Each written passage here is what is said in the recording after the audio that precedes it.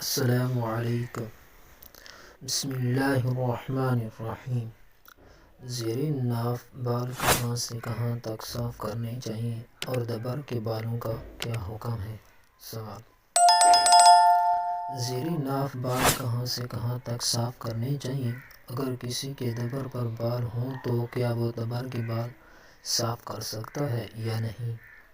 قرآن و حدیث کی روشنی میں جواب یہ ہے: زیر ناف بالوں کی حد ناف کے نیچے پیڑوں کی ہڈی۔ اگر آدمی اکڑوں بیٹھے تو ناف سے تھوڑا نیچے جہاں پیٹ میں بل پڑتا ہے وہاں سے لے کر شرم گاہ اور اس کے آس پاس کا حصہ، اسی طرح پخانہ کے مقام کے آس پاس کا حصہ اور رانوں کا صرف وہ حصہ جہاں نجاست ٹھہرنے یا لگنے کا خطرہ ہو، یہ زیر ناف بالوں کی حد ہے۔ لہذا ان سب بالوں کو کاٹنا ضروری ہے۔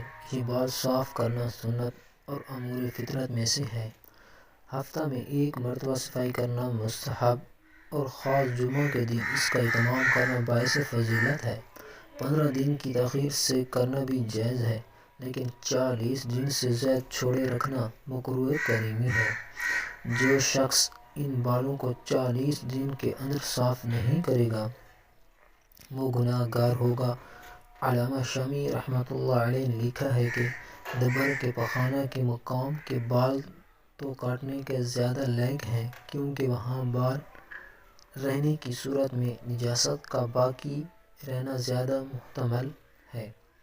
اگر آپ کو ہماری یہ ویڈیو اچھی لگے تو ہمارے یوٹیوب چینل کو سبسکرائب کریں، ویڈیو کو لائک شیئر کریں۔ انشاءاللہ ملتے ہیں نیکسٹ ویڈیو۔